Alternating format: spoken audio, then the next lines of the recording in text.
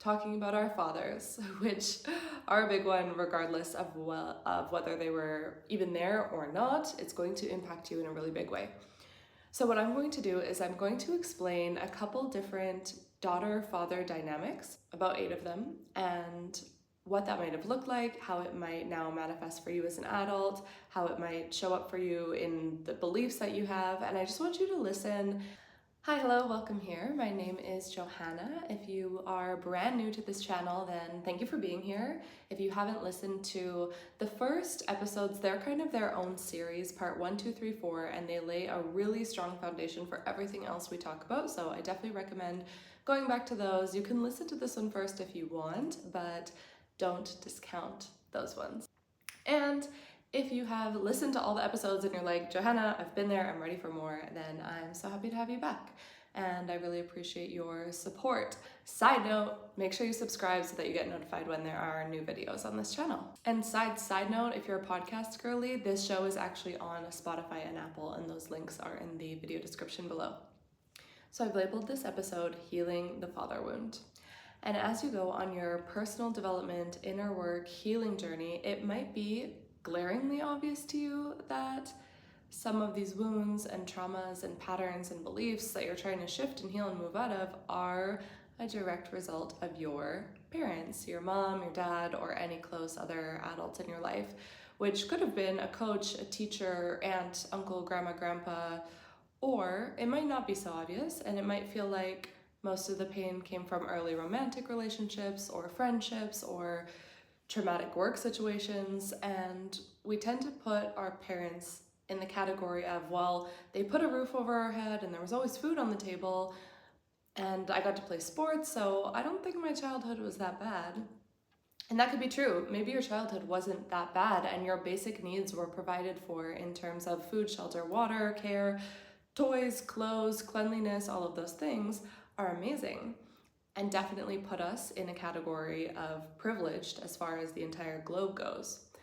At the same time, what might have been missing were the emotional needs, patience, presence, the ability to play freely, the ability to build your autonomy and make your own decisions, a general sense that you were cared for emotionally, a general sense that you belonged, feeling like it was safe to ask for a hug or ask for comfort or physical touch from your caregivers. And these are the needs that are often missing and were missing for the millennial generation probably as a result of how our parents were raised. And on one hand, it really makes sense because if you think of the experiences that our grandparents were having 2 generations ago, it was war, it was famine, it was depression, it was survival, and it was stress, and that was what they were living in day to day. And more exposure to the elements and the mindset and the beliefs that they had were a lot of scarcity mindset. Could have been a lot of fear, a lot of mental toughness required to survive what they were living in. And that gets passed down. Then our parents, maybe not, depending on where your parents were born, had a little bit more of a comfortable experience. We started to have the internet and a lot of information sharing and different types of jobs and more access to education, etc. So there's a new experience there in terms of safety, but now we are living under those parents, and now our generation has massive access to mental health resources, emotional health resources. We're starting to learn and really see the power and the necessity of healing in order to create a better planet and a healthier generation of kids beneath us. And right now I feel like there's quite a big obvious crisis point going on where the mental health of young people is like heavily deteriorated. It's like, while the stigma of getting support is less and less, which is amazing, there is still an epidemic of all sorts of things ranging from autism to ADHD to general dopamine addiction to not being able to manage our moods, depression, bipolar disorder, the whole thing, you know all the terms, right? And in my opinion, a large reason why so many of those I don't know if disorders is the right word for all of them, but so many of those are manifesting is because of a lack of emotional and spiritual wellness. And that's probably more of what was missing in your childhood. And sometimes we don't even know what that is because we never had it. So let's bring it back to the topic of healing the father wound, talking about our fathers, which are a big one regardless of whether they were even there or not. It's going to impact you in a really big way. So what I'm going to do is I'm going to explain a couple different daughter-father dynamics, about 8 of them, and what that might have looked like, how it might now manifest for you as an adult, how it might show up for you in the beliefs that you have. And I just want you to listen, and maybe some things will ping for you and you'll be like, yeah, that was definitely our dynamic and I see that in myself. And some might not resonate as much, and then we'll talk about what it means once you can start to place these patterns and why it's important and how it helps us to heal. So starting with the overbearing father. An overbearing parent is usually very controlling. I think there's like a Gen Z term called helicopter parent. This is the parent that's like always hovering over the kid, making sure they don't get hurt, that they make the right decision. And so if our father was like that, then for the child growing up, you sort of experience this lack of autonomy, which can lead to struggling to assert your own identity. And it's because we're now looking for other people to sort of tell us what to do. And in one way, this can turn into feelings of rebellion and wanting to get away from this power that is constricting or constraining us. It can turn into like rebellious streak, rebellious phase, which I know lots of us go through. It can also show up as resentment towards our parent, for controlling us, or it can show up as constantly seeking approval from our authority figures. So that could mean that now with your boss, you always want your boss to sort of validate you and make sure you're doing the right thing, especially if they're also a male. It could also be as seemingly unnoticeable as your male friends who are in more powerful positions, whether that is being shown through their money or their job title. It can also come through the owner of the coffee shop that you go to, and there's just like something within your body that's like, that makes you want that person to approve of you. And it can be really subtle and seemingly random, but this might be why.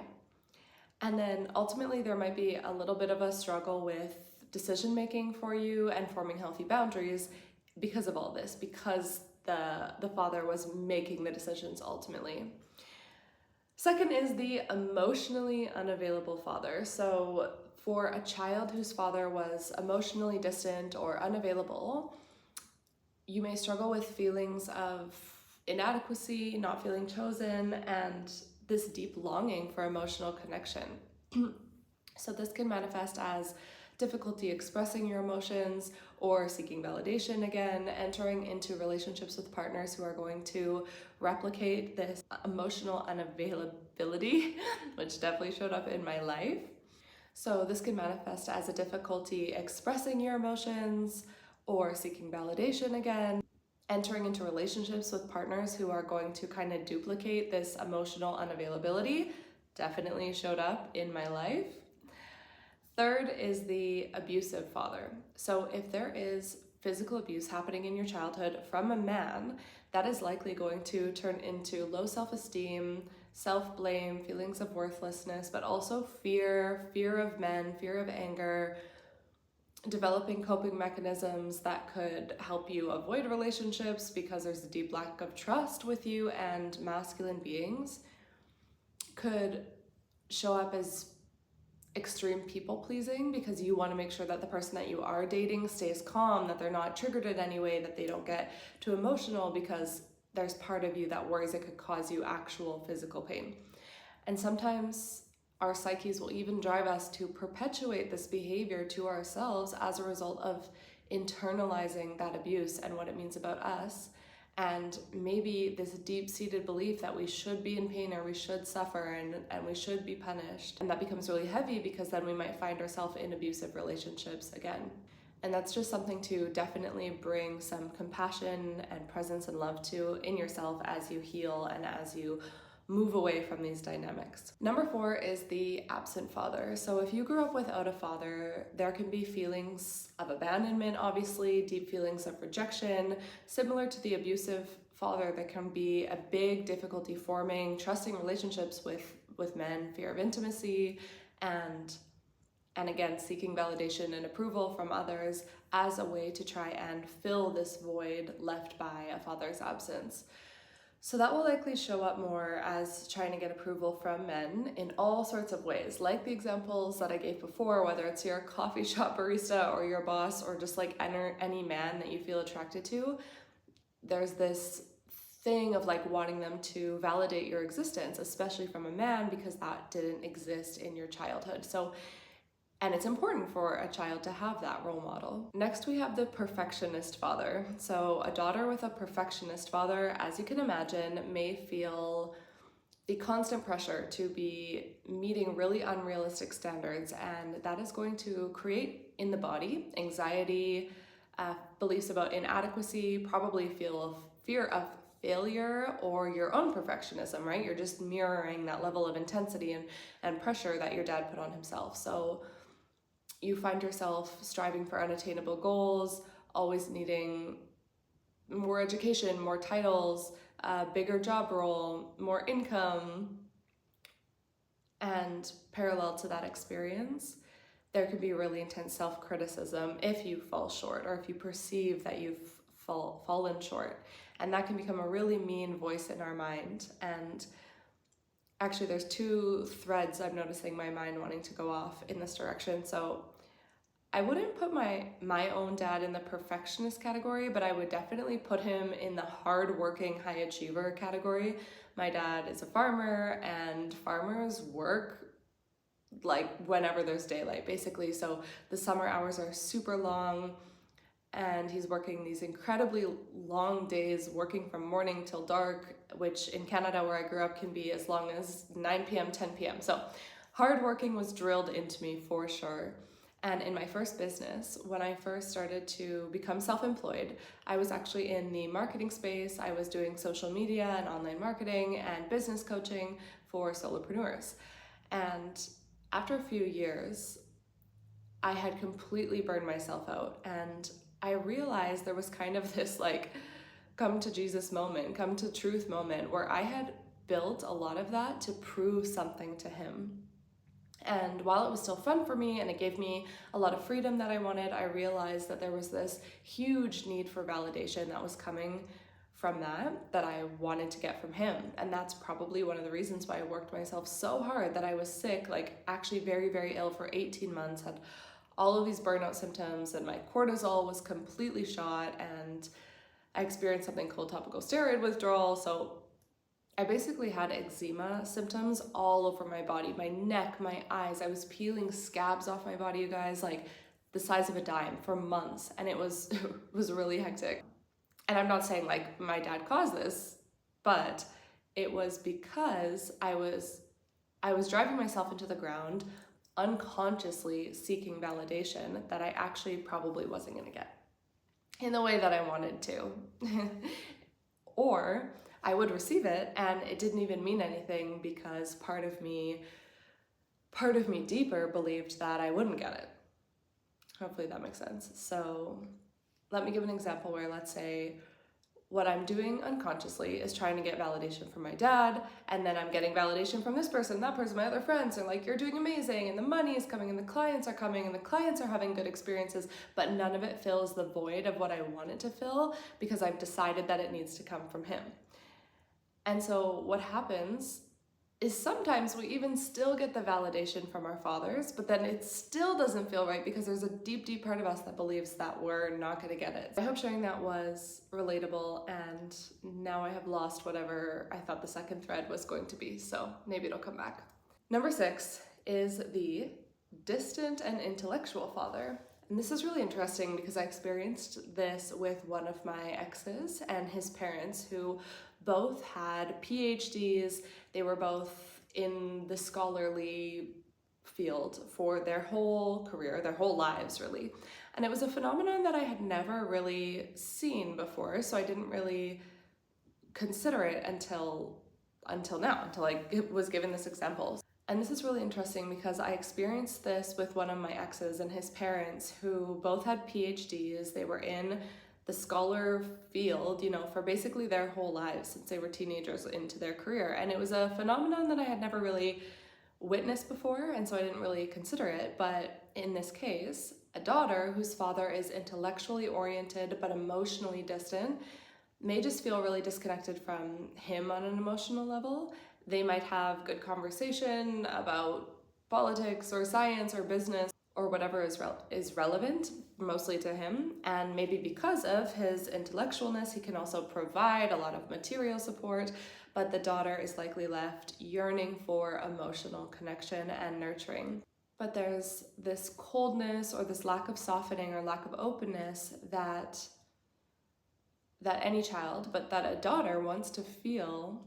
She wants to feel connected and a sense of presence from her dad and a sense of care and safety, maybe that might not be quite as developed. So this might show up for us as a sense of emptiness or loneliness despite having our own academic achievements, feeling disconnected from part of yourself. Maybe we were driven into certain career paths that weren't actually aligned with what you wanted to do. Just feeling generally closed, wanting to be intimate, wanting to open and soften to a man, but feeling like it's not quite okay, you don't know how. So the seventh example is going to be the conditionally loving father. So this is a daughter who had a father whose love was conditional upon her achievements, her behavior. This girl is probably going to struggle with some deep-seated fear of rejection because everything was about performing, right? Getting it right, doing something, accomplishing something. There's going to be a lot of worthiness attached in the doing and the productivity and the correctness of her behavior. And so if that rejection or worthiness is at risk constantly in order to get love, then there's going to be a lot of rigidity around getting it wrong, and will show up as this constant need to prove ourselves in order to get the love and the acceptance that you should just get unconditionally. And now as an adult, this woman is likely going to develop a pattern of seeking validation through external accomplishments, often at the expense of her own well-being. And as I'm saying this also sounds a lot like me. As I said, my dad has a lot of value for hard work, and in some ways that has paid off well for me and taught me, hard work and tenacity, and that's important. But a way that a man works hard is just not aligned with how a female body and female hormones should work. Plus, his own internalized thing about working hard is also something that's taking attacks on his own body and his own thing as well, and it's getting projected onto the kids. And that's what's happening in all of these father examples, right? All of our fathers have their own wounds, and they are most likely not looking at them, not sitting in therapy and figuring out, and instead projecting it onto us, especially when we're young. Maybe as our dads have aged, they've come into more understanding and more maturity, but when 30, 40 years ago, when you were just little, or 20, 30, 40 years ago when you were little, your dad was also 20, 30, 40 years younger and didn't have that awareness. So the eighth example is an enmeshed relationship. And an enmeshed relationship is where the lines are a little bit blurry between adult and child. So this could come in the case of the mother passing away and the daughter taking on this role of caretaker of the house, maybe making the meals for the father or the kids. That could create an enmeshment. Also a divorce where the dad is really confiding in you as the daughter, maybe complaining about your mother, for example. That can create enmeshment as well.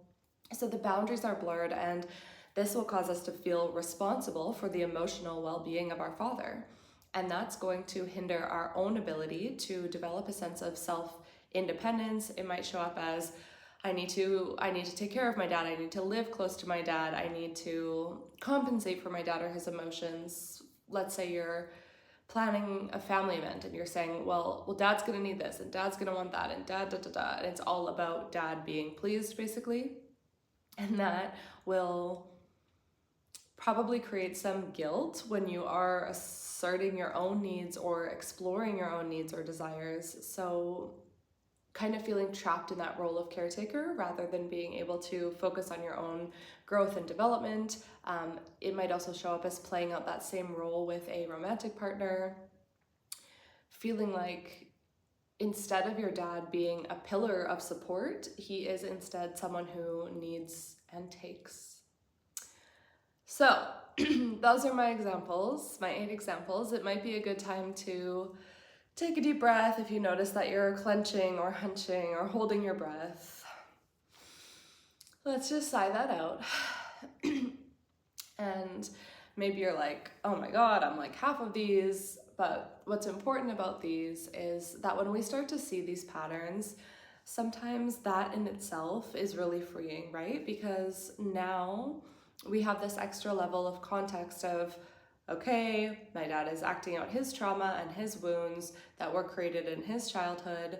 And that doesn't mean it's fair. That doesn't mean it's right, you know, especially in the case of abuse, but it does create this bigger picture that it's only about me, that I did something wrong, that I'm inherently bad. He is also a human and was probably a pretty young human, like I said, when you were born, who was learning and growing as well. So we see these patterns, we see where they come from, and from there we get to unpack how and where they're stored in your own body, and we get to heal and work with that, which for me, as I've said in some other videos, really comes through somatic work and working in the subconscious and in the body.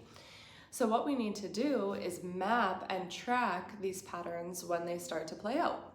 And then when we add the body level, we're starting to notice how it feels in the body. What survival response do I go into when this is triggered? That will help us to interrupt the pattern. And I'll give you a few examples, but before that, I want to offer you a little bit of homework. It's called a free association prompt, and these are super illuminating when we consider not just our fathers, but how we feel about men in general. Because if we want to have a deep, connected, healthy, mature love, then we have to have a deep, connected, healthy, mature relationship with the masculine within us. We all have feminine and masculine energy within us, and with the general masculine in the world. The more we have a healed relationship to the masculine, the more we will see it in the world and the more it will come into your life, okay? So, as I said, we're going to do this little exercise. I'm going to say a sentence and your mind will fill in the blank. It will automatically fill in the blank. So I'm gonna say the sentence and I'm gonna leave a couple seconds and I just want you to notice what comes to mind. And then I'll say this sentence again, something else will come to mind, I'll say it again, something else will come to mind, and we'll probably do that 10 times. And I just want you to notice what your mind, what your subconscious is automatically sending up into your mind. And then after I'll give you some examples and things that have come up for me in the past and we'll be able to work on it a bit. So, focusing in here, your prompt is, men are, men are, men are, men are, men are, men are. It's okay if you repeat, it's okay if you can't think of some. Men are. A new sentence, a judgment I have about men is that they are.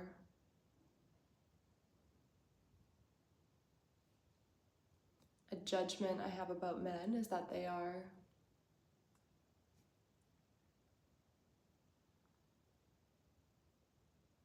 Men are. Men are.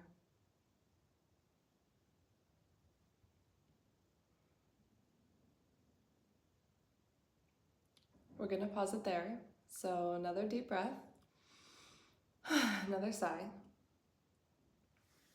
Could be a good time to pause and just reflect a little bit on what came up, how did it feel for you. For me, for example, the first time I did this exercise, what came to my mind, and even for a few times after that, is men are assholes. And that is something that I directly heard in my household multiple times. And so, of course, that's what's in my subconscious.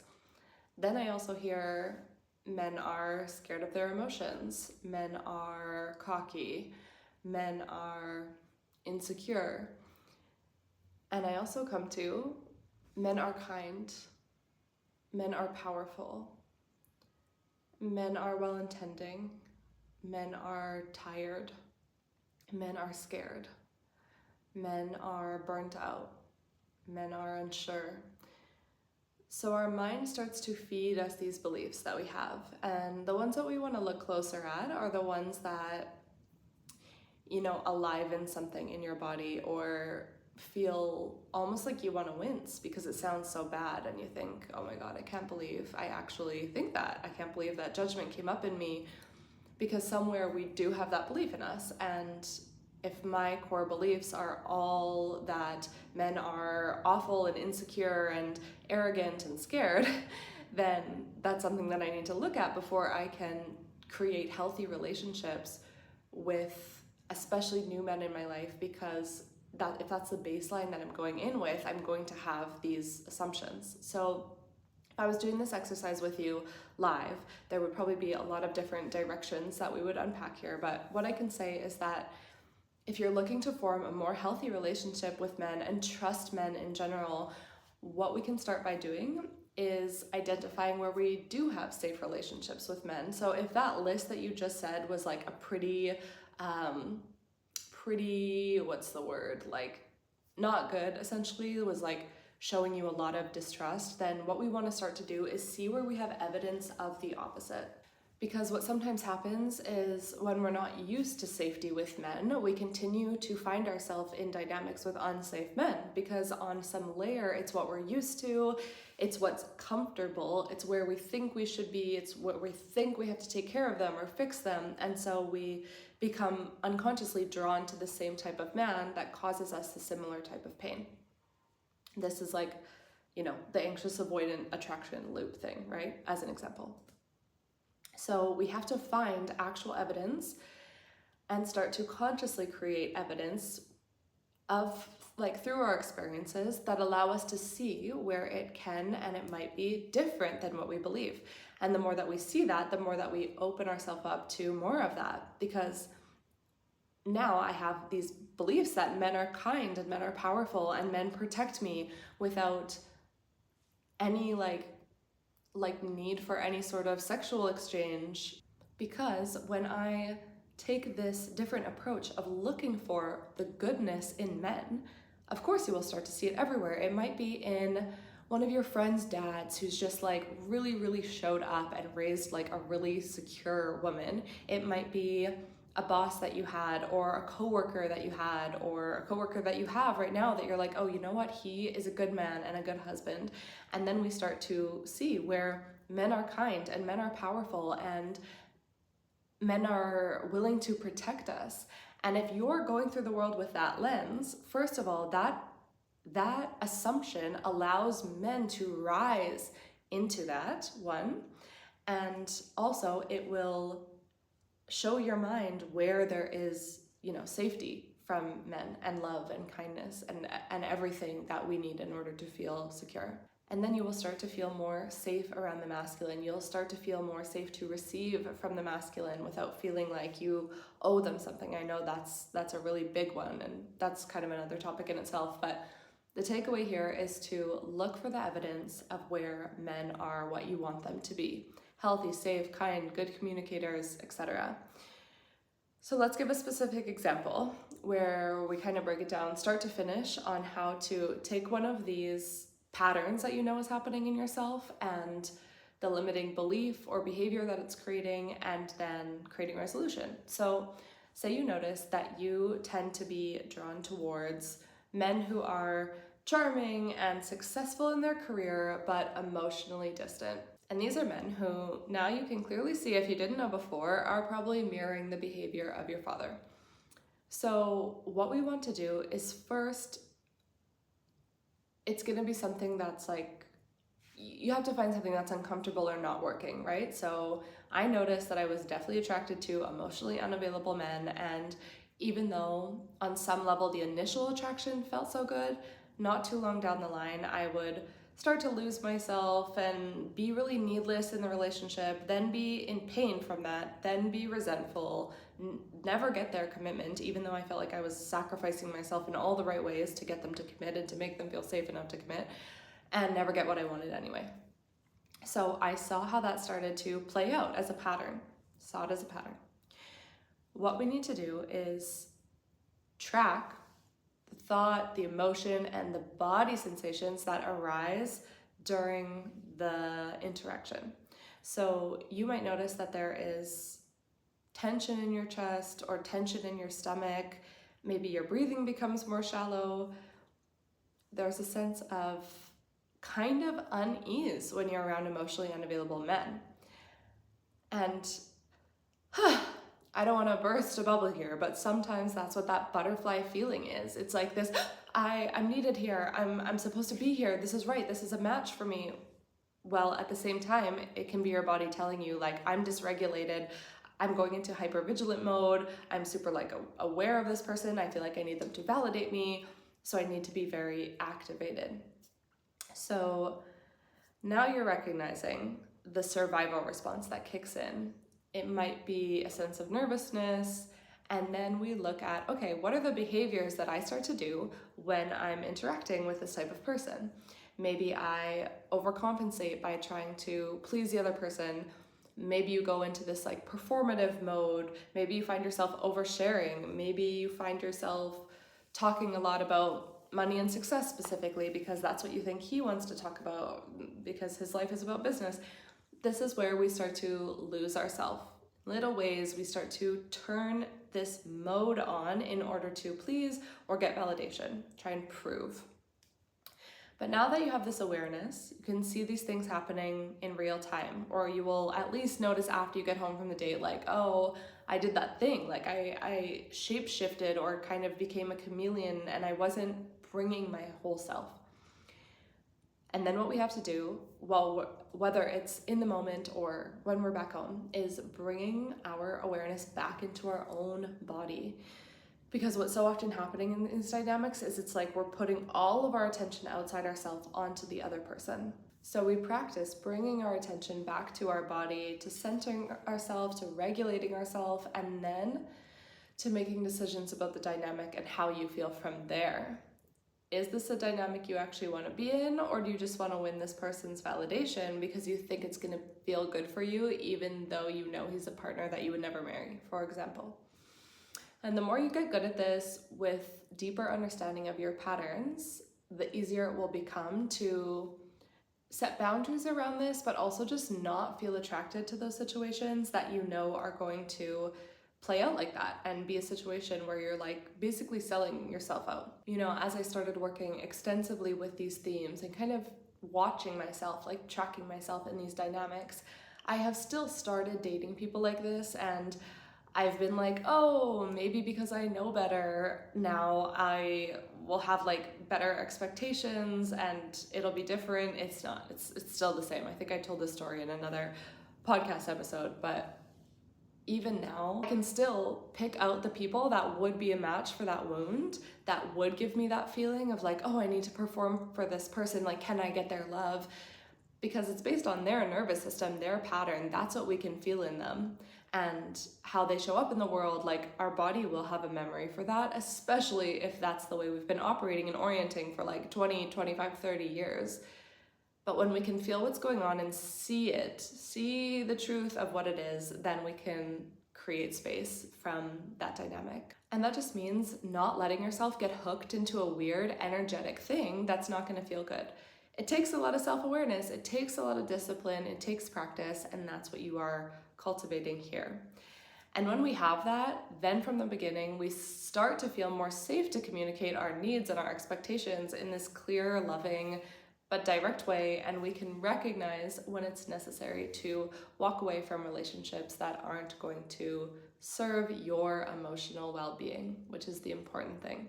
It's important to be able to be clear on that before getting into a relationship to really save ourselves pain down the line, because we are likely to go into the self-abandoning thing in the beginning when that initial lust and connection and chemistry is really high. That's when we're going to start to slip on the boundaries a little bit. So we have to be clear, you're in the dating world because you want commitment and you want it to be like this, and this is what your expectations are. And when you feel solid in those, then we are minimizing the risk of going too far into a relationship that is basically not going to give that to you. And remember, when we talk about changing what we are attracted to in terms of being attracted to unhealthy and potentially toxic dynamics to feeling safe enough with healthy, secure men, it's not a small thing, right? We have to be tender and compassionate with ourselves because you are healing emotional wounds in your body, and there's going to be so much stuff that comes up like am I even worthy of this? Am I even allowed to have this? I don't know if I'm allowed to have this. And that's why, you have to go farther than just watching this video. Most likely we have to look at the individual layers within you, and of course that's the work that I'm doing with women all the time in my membership, which is called Becoming Secure. There's a link for that in the show notes. It's only $77 a month, and you get a lot of support, tools, journal prompts, guided somatic practices to go through to sort of rewire what's going on here. Can't explain it more with words. You just have to experience it. But you're worth figuring this all out, because it's going to determine what the rest of your relationship looks like, who your husband is. It's powerful stuff. And until we do that work, we will basically probably just keep mimicking whatever was taught to us by our father. That's just the reality of our subconscious and our psyche, and it could be frustrating. Like, why do I keep falling in love with these guys who are mimicking the pain that was caused to me by my dad? I know it sounds a little messed up, but it doesn't mean it was all bad. We just have to give ourselves grace along the way, recognize that your survival response was doing exactly what it should have, that you did the best that you could with what you had, and now you're here to learn a better way so that you feel better in yourself and in love. Okay. All right, wrapping this up, one other thing within the Becoming Secure membership that I mentioned, there's an exercise that's directly for this video, this training, and it's a clearing exercise to help us clear any old stuff that might be attached to your relationship, to your father. This is one of the most powerful exercises that I've ever done, that I've ever learned. I've done this with my dad, my mom, with exes. It's not about talking to them, I promise. It's just about going through some other prompts to really clear this stuff out your system.